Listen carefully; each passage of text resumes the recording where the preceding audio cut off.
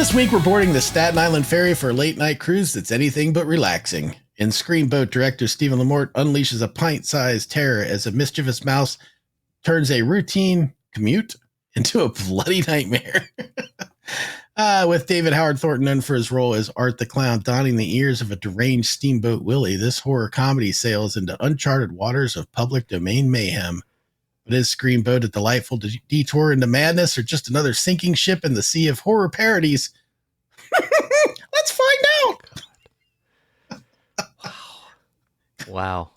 Hey, Andy. Whoa. Oh, God, How's that Gary. cinnamon roll treating you? Okay, anyway. Okay. Man, let's do this first and foremost. Rotten Tomatoes. Rotten Tomatoes. This is a shocker for me. So the critics have it at 52, which I think that's a little high, but okay. The fans, the audience, the popcornometer,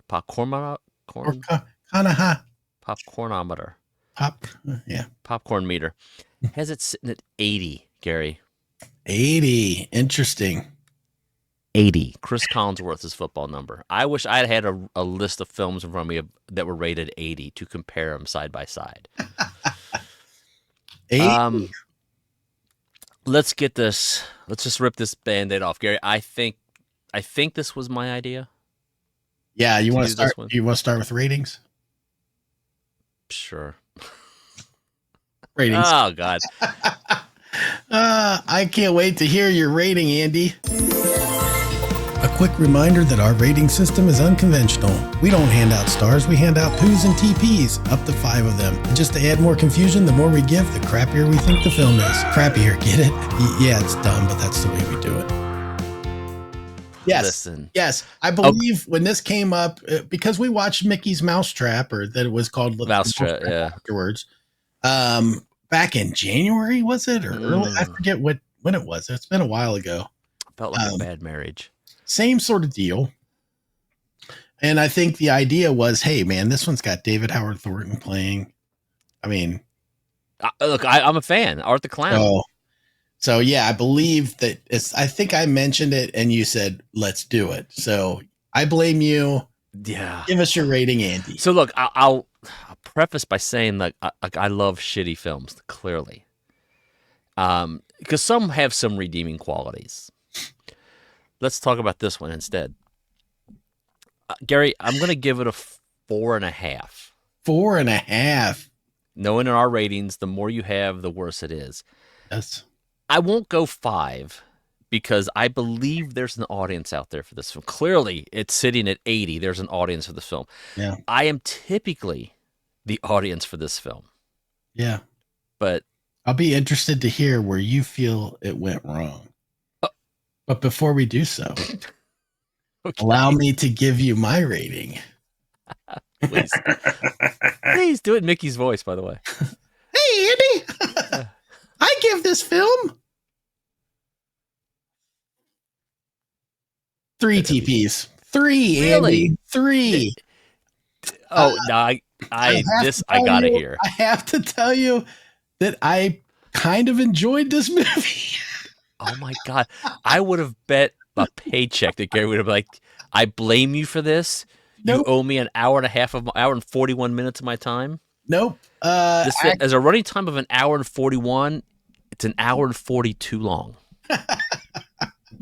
Yeah, I can't wait to get into the specifics on this because I will tell you, I think I've said this before. I've said it to friends. I've probably said it on here. I think movies are a vibe thing, and you have to be in a particular frame of mind sometimes for certain films or books or anything that you consume in the entertainment world. You just have to be in the right mode for it. And sometimes you're just absolutely not. We have a couple movies we've been discussing that we have not reviewed yet, but it's going to be coming up on kind of a bigger episode that we have coming up.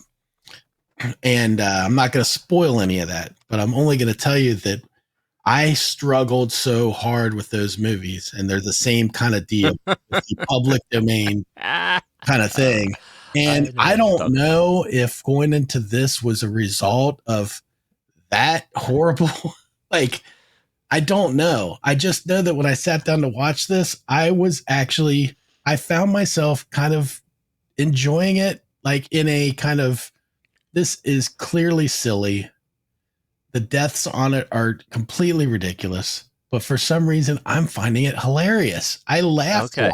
lot. Okay. I'll allow that. And for that reason, I just kind of chuckled along with the movie. I will say there was somewhere kind of around the middle of it that I was a little bit kind of like, okay, we better start wrapping this up a little bit soon, because we're getting a little overdone on the whole gist on the amount of blood that comes out of a human body. Yeah, it's so ridiculous. The premise is so ridiculous. The explanation of why it's going on is so ridiculous. Everything is super silly.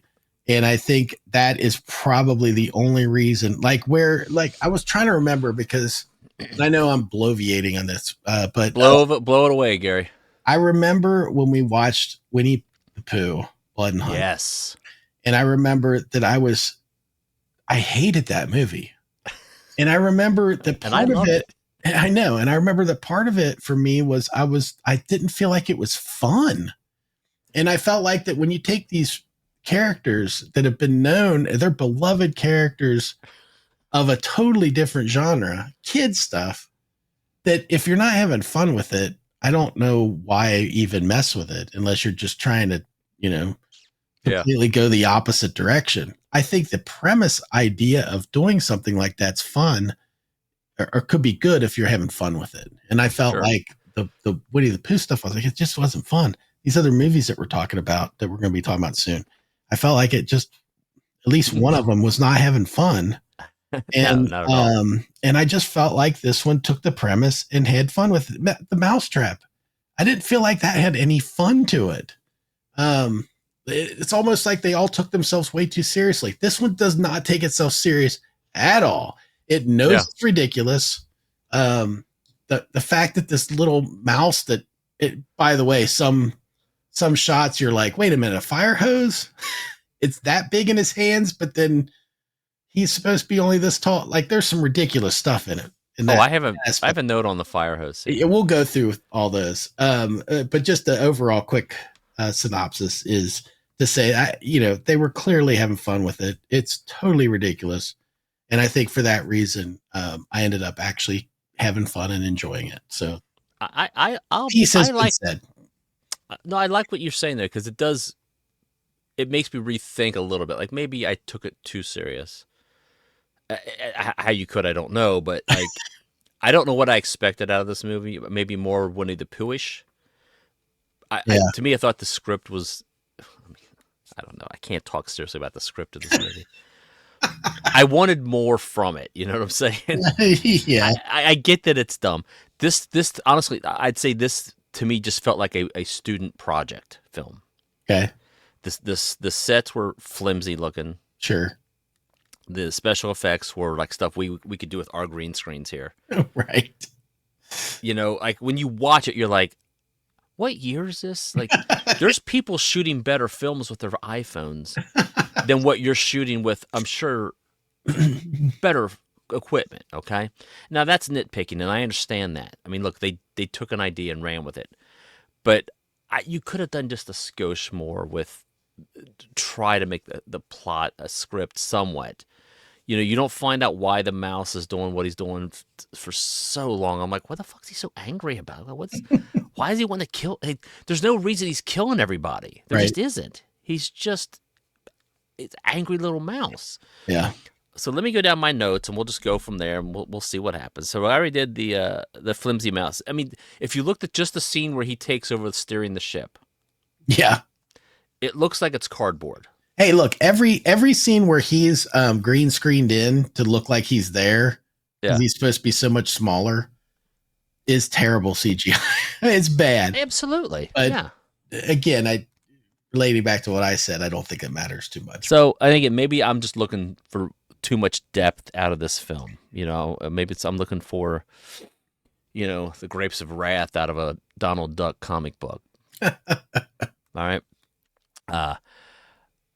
Things that just, as I'm watching, all right, that just, there's no lineage here that makes any sense. It's just these are notes I wrote. The medic. Why the medic is on the boat to begin with? It doesn't make any sense to me. Like, is there maybe a rule? There always has to be a medic on the ship, but she's there. I like when the girl, one of the main girls, who she says she sees this mouse and it's killing people and people are dead. The reaction from the medic is, "Honey, your blood sugar is low." Now, as someone who lives with diabetes, I have low blood sugar from time to time, Gary. You don't hallucinate? Ever, well, it's rare that I hallucinate about a mouse killing or decapitating people. Having said that, everyone's diabetes is different.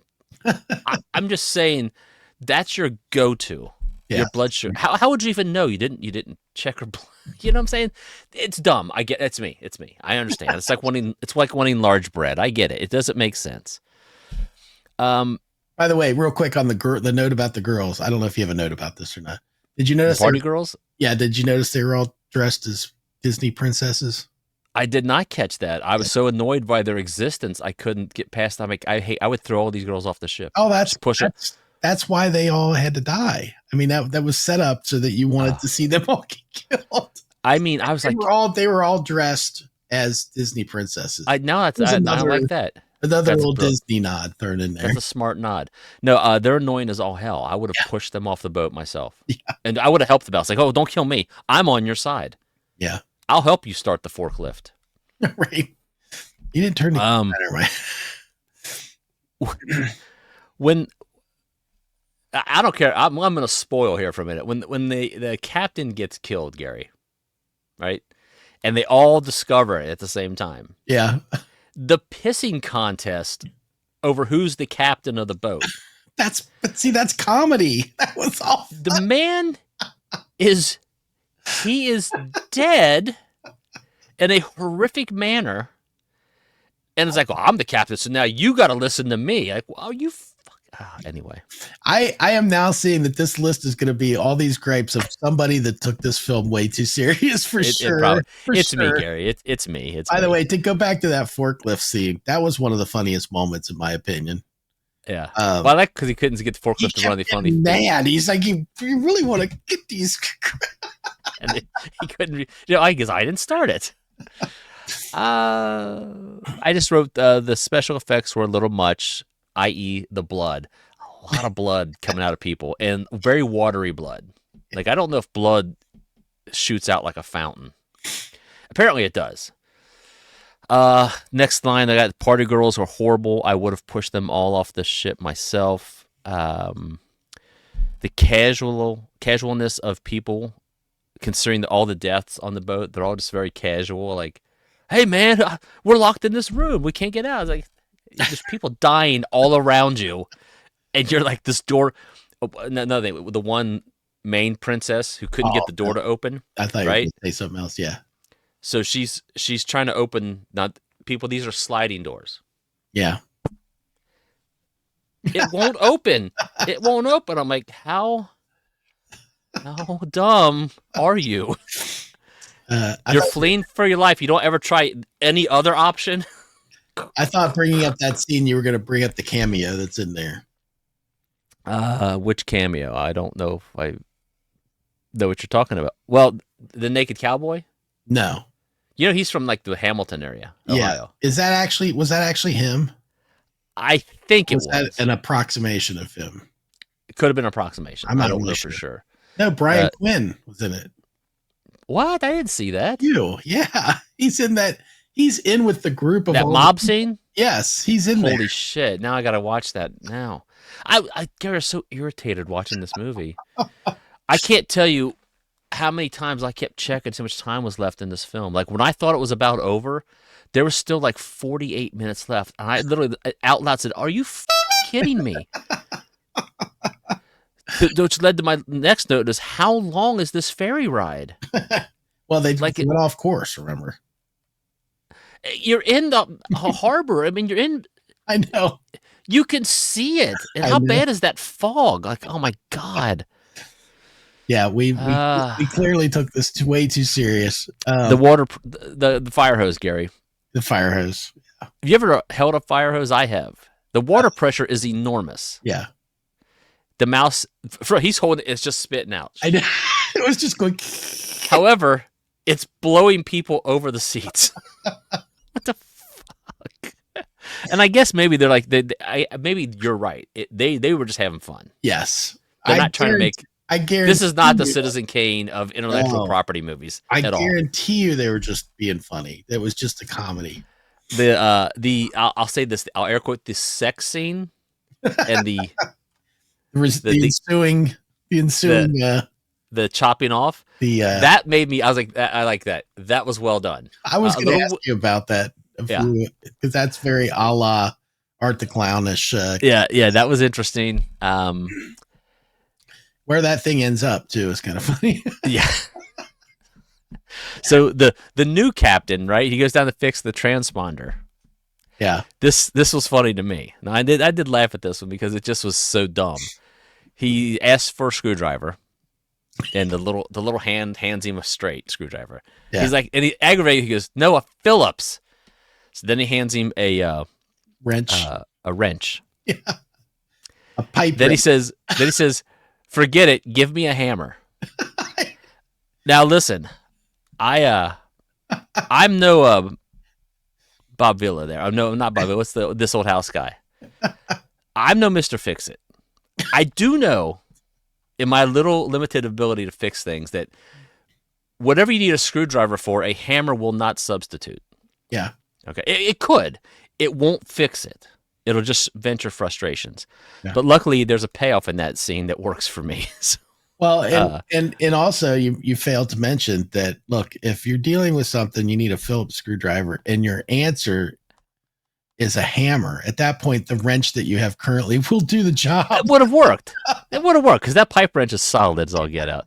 Last but not least, Gary, I will leave you with this. I'm fascinated. And this happens not just in this film. I've seen this in other horror films. I've never been in a situation where I'm running for my life from a chainsaw wielding maniac or a mouse that's trying to kill me. I've never. So thankfully, knock wood, I've never had that experience in my life. But I don't know that I have a budding romance going while someone's trying to kill everybody around me. Right. I don't know that I'd look at some girl and go, you know what, you're really kind of hot, right? I mean, look, I get things are a little weird, but like, any chance you want to, how's your father there? So always fascinating to me that they always find a way to work in a budding romance while those around you, while Rome is burning. So, anyway, that's my way too serious take on a film that I won't say I regret watching because I love these bad films, but this one just didn't pay off for me the way I think it did for you. So I'm glad you enjoyed it way more than I did. Yeah. It made me long for the other films we're going to be reviewing later on. Oh, I can't wait to talk about this. Because I did find something redeeming about the film we're dancing around. One of them, yeah. That'd be interesting. Look, it's not going to be great. I'm not going to lie. So anyway, if you're out there still watching this, watch it. If you expect nothing, you will not be let down by this film. And my argument would be, if you go into this looking for just a goofy comedy horror with comedy being the emphasis, and not going into it expecting some serious like dark turn of the clown of the rat, where it's going to be, this is his when you went from when you got Tim Burton's Batman, that was not the campy. This is not the Winnie the Pooh turning evil with the blood and honey. This is the rat that's killing people, but it's a total comedy. It is just a ridiculous. Yeah. It's a farce. It's slapstick. It's totally goofy. I think I maybe I shot a little high with my expectations on this. Dialogue is corny. It's horrible. Not corny. It's horrible. Decisions that people make is ridiculous. Now there was some good acting. The guy, I have to say, a lot of the acting I thought was pretty good. The guy with the budding romance who became was one of the captain arguing guys. He was. I thought he did actually really good. I was like, I like this guy. Yeah. I'm rooting for you. Let's get a little something later. But then again, I mean, my take on it is that this was not supposed to be a very serious thing. So even the acting that could be considered campy and weird is kind of like on purpose. I don't know. But I thought it was pretty good. I thought the acting was pretty, especially by comparison to some of the other stuff we've recently watched. I'll say this. I'll agree with Gary. I think his take on this film is better than my take of this film. So how do you get how many twos do you give my rating? I give your rating a solid 2. All right. Yay. All right. I won't say 1 because there's still flaws in this movie. Sure. But your review is pretty good of it. Thanks. And I could maybe bring mine down to a 3.5, but just I think I don't. Again, maybe it is me, because what was I expecting this film to be? I think that's the question. You should have just, every time I said something, you should have said, "What were you actually expecting?" Yeah. Did you really think like it? I'll say this felt like the script was thrown together over 2 guys talking via a Zoom, kind of like we are. Yeah. And they said, "Hey, we could probably film this for like a weekend. Yeah. Just rent a ferry." And they did it. So I applaud that you did that. What's your budget? Well, my budget is, I think I got enough to get David Howard Thornton on board. And I mean, we're done. That is it. I think I probably had a ball doing this character too, by the way. I should revisit and maybe not be so harsh on it, because I think it's probably made by a couple of guys poking fun and having some fun with the intellectual property. And sure, I expected too much. It happens, man. You're in the moment. It's all good. It was. All right, people. Well, thanks for watching. Please like, comment, and subscribe, and watch Screamboat and let us know what you think about it. Yeah, tell me I'm wrong, because I will accept these wrongness. I expect a lot of people going, "Andy, Jesus, buddy, it's just a slasher film. Let it go. Fire hose, seriously, let it go." What did you think of Scream? Are you upset how that turned out? Like Myers never dies. Does that bother you? All right. Well, thanks. Good goodness, getting on the boat, stabbing and the Coca-Cola and the pudding pops. Andy and Gary are coming to you with a new movie they like to review. Whether they liked it or you will soon see by their rating amounts of poo or TP. They rate things different than other shows. The higher the amount, the more it blows. Flick flops are unfiltered reviews of all of the movies we chose to view. We love some and other we've simply hated. You can find out by how much we rate it.